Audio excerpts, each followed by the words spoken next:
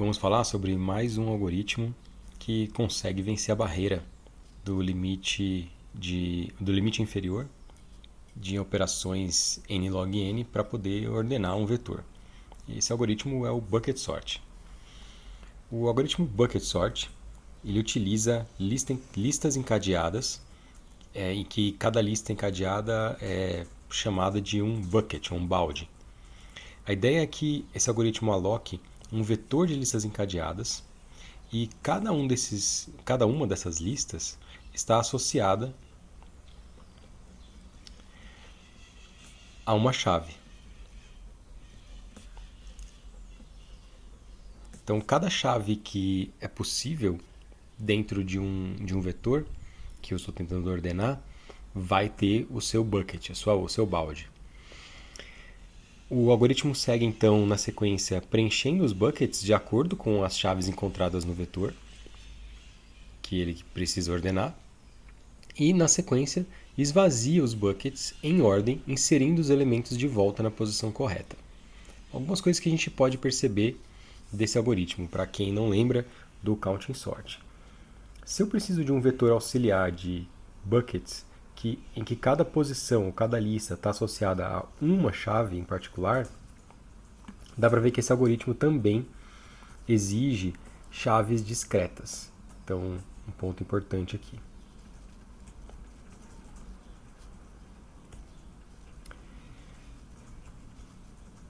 Eu preciso então de que elas sejam chaves discretas, idealmente inteiros.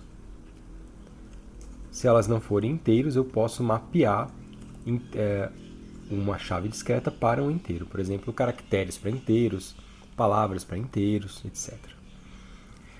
Então esse é um ponto importante aqui do bucket sort. O segundo é que ele também, aí a gente viu que não tem como fugir disso, aloca memória auxiliar.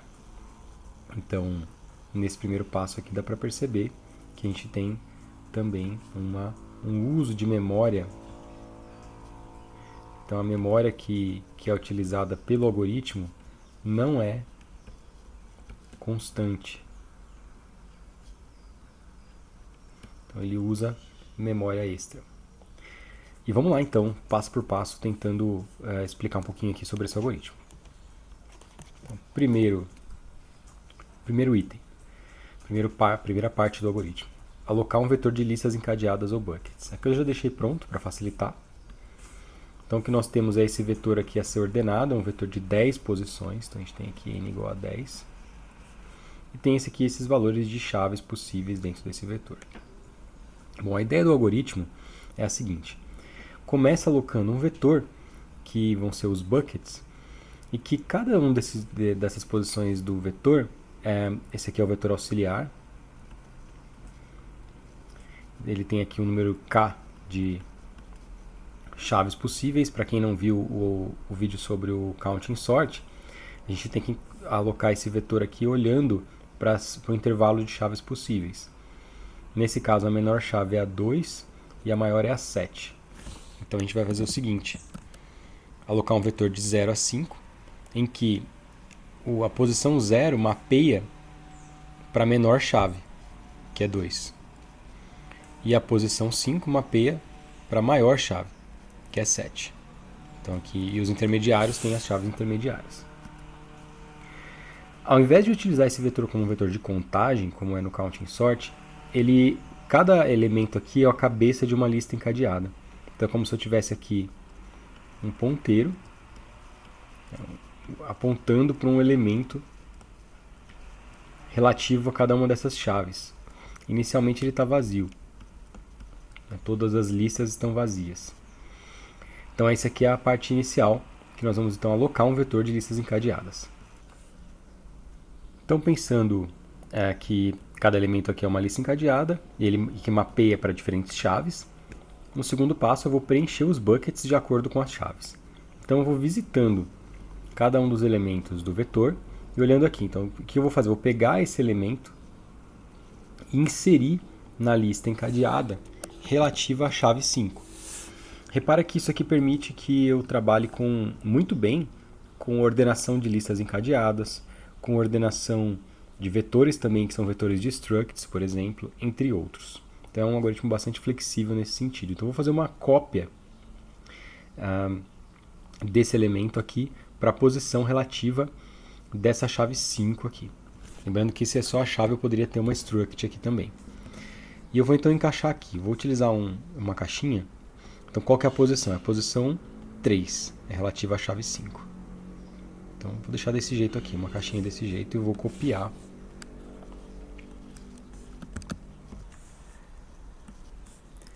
Então agora eu posiciono aqui a chave 5. E eu tenho que montar uma estrutura tal que, como isso é uma lista encadeada, eu tenho que fazer dessa forma, né? Então eu inseri aqui o elemento, que é o principal aqui do vetor, que é o 5, e agora ele aponta para um próximo elemento qualquer. Eu vou marcar aqui também a posição desses elementos, né? Então eu tenho 2 5, 3 chaves 5, 4 chaves 5. Do 3 eu tenho 2. Do 7 tem uma só, 6 uma só, o 2 eu tenho 2. Então, óbvio que a gente na prática não tem isso, mas eu quero marcar só para a gente poder ficar atentos à ordem que isso aqui é inserido. Beleza, então eu já fiz o primeiro, vou para o segundo. Visitei o segundo, é um outro 5. Então eu vou colocar aqui, vou pegar esse elemento e copiar ele, colocando dentro de um nó dentro da lista encadeada. Vou simplesmente copiar. Muito bem, temos o próximo número, só que esse aqui é o 5, 2. O segundo 5 que aparece. Então o algoritmo vai nessa sequência. Visita o próximo elemento. Então repara que aqui a gente tem o que o algoritmo faz é fazer uma passada por todos os elementos do vetor. E vamos na sequência aqui fazendo isso. Então agora eu tenho 7. Eu vou copiar também o 7. E esse 7 aqui vai ser copiado dentro de um nó para ser encaixado na lista encadeada, como se eu pegasse ele aqui, encaixasse num nó, e agora eu vou ter que colocar ele na posição correta ali na lista. Bom, um elemento com chave 7 vai na posição 5, então eu encaixo ele aqui. Na sequência, eu tenho um número 3, a chave 3, eu calculo, vai na posição 1. Então vamos lá, eu fiz aqui uma cópia para poder ficar mais rápido. Então aqui eu tenho um elemento 3, eu vou encaixá-lo na posição 1. E segue assim o algoritmo. O próximo elemento é o terceiro 5, que vem aqui para a posição 3. Na sequência, o 6 vai para a posição 4. O primeiro 2 vai aqui para a posição 0. O próximo 5 também vai para a posição 3. Então, eu queria que a maior lista de todas é essa. Temos aqui um segundo 3 que vai para a posição 1, aqui. E finalmente um segundo 2 que vai para a posição 0. E esse é o estado final do bucket. Repare que esse algoritmo ele exige bastante memória. Então eu tenho a cabeça das listas encadeadas, todos os elementos são copiados. Eu poderia copiar a referência também, se eu quisesse, com algum cuidado aqui do algoritmo. E, bom, a vantagem é que, apesar de gastar bastante memória, tem os ponteiros também, né, que eu preciso utilizar aqui. Então tem toda uma memória extra relacionada aos ponteiros para apontar para o próximo elemento. Mas em termos de processamento, em termos de tempo computacional, o que eu fiz foi passar uma vez por todos os elementos, os N elementos da lista. O terceiro e último passo é esvaziar os buckets em ordem, inserindo elementos na posição correta. Bom, agora eu tenho aqui o vetor original e o vetor com as listas encadeadas. Então, o que eu devo fazer? Qual é a sequência que eu devo seguir? Aqui eu utilizei uma outra representação para ficar mais fácil, né? Então o 5 aqui é o primeiro, não tem nada, depois 1, 2 e 3, tem nada, 1, não tem nada e 1. Então a gente tem essa sequência. Como é que eu faço agora para ordenar? Como é que eu consigo a ordem correta, a posição correta dos elementos? Percorrendo o vetor de buckets, do primeiro até o último. Então eu vou percorrer cada lista aqui do vetor de buckets, de listas encadeadas. E para cada um deles eu vou remover o elemento que está no início da lista. Então está aqui na cabeça da lista. Por que eu vou fazer isso? Quem lembra aí da última aula sobre o Counting Sort, se eu fizer isso, né, se eu retirar esse elemento aqui 2 primeiro ou esse, né, eu posso ter uma diferença. Então eu poderia tanto tirar do final da lista quanto do início da lista os elementos. Eu vou fazer tirando do início da lista. Se eu retirar do início da lista, o que vai acontecer? Eu tenho aqui o primeiro 2. Então, enquanto essa lista aqui, ele vai fazer o seguinte, né, um while aqui. Então, esse while aqui, o bucket, né? Então, enquanto não for vazia a posição aqui do bucket i, então, basicamente é isso que ele faz aqui. Então, enquanto não for vazio, eu removo. Então, eu vou fazer não é um pop que eu faço, né? Não enxergo isso aqui como uma pilha. Eu enxergo como uma fila, né? Então, o primeiro que entra vai ser o primeiro a sair. Então, removo da fila. Poderia ser uma pilha também, mas aí tem outro tipo de impacto.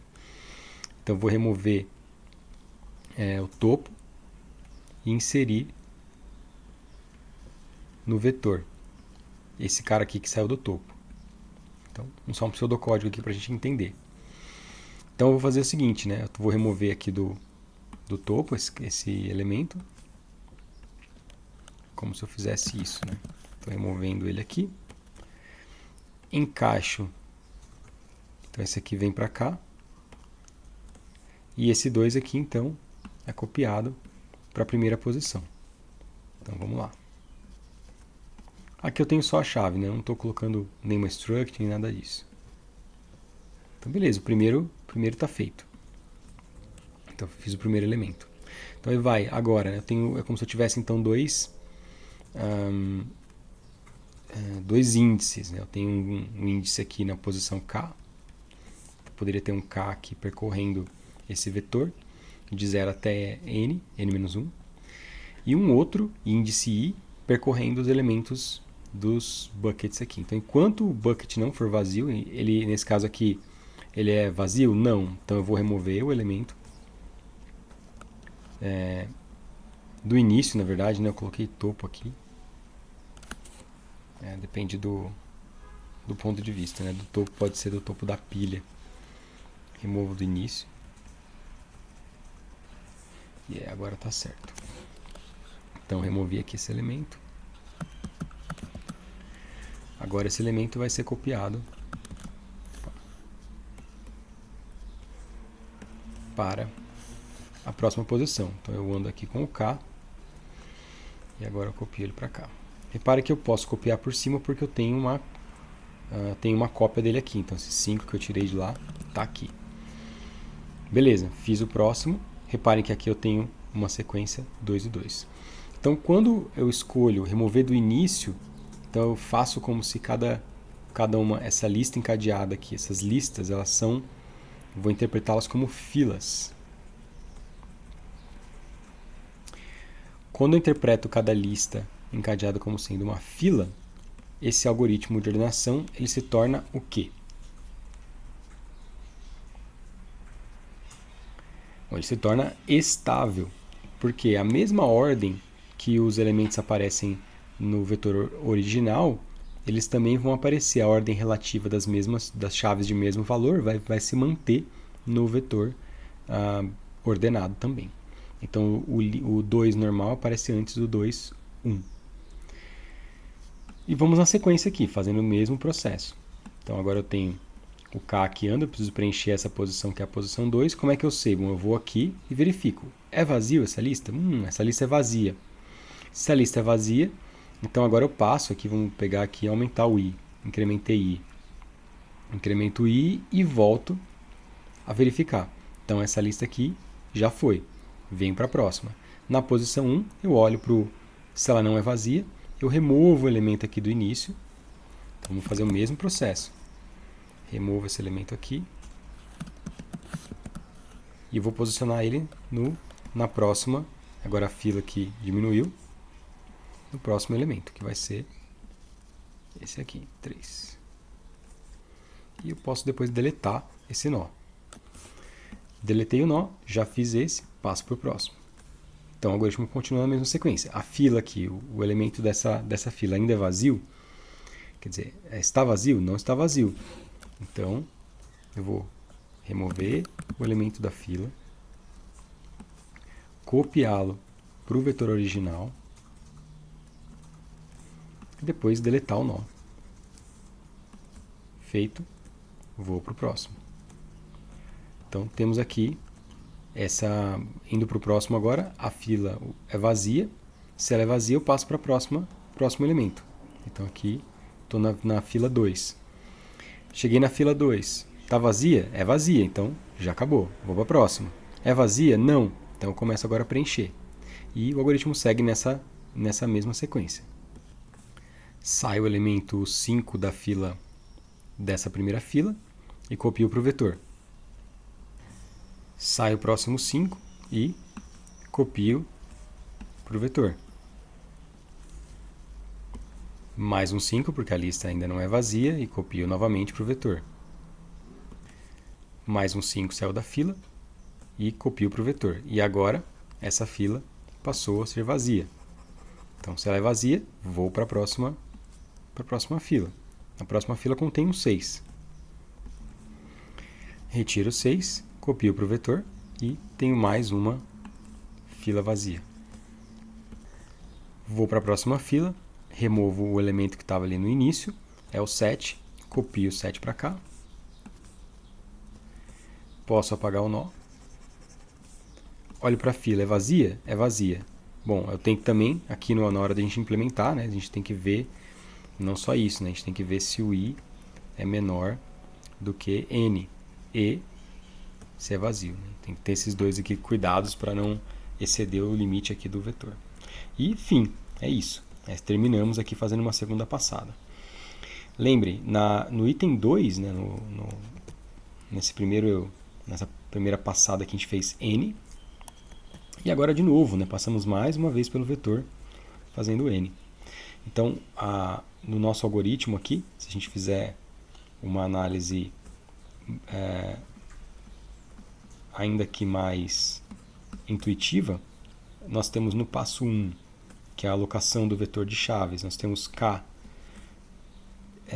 faço k operações. Essas operações estão relacionadas a inicializar as listas, nesse caso as filas. Inicializa as filas para k chaves distintas. No passo 2, eu percorro n preenchendo os buckets.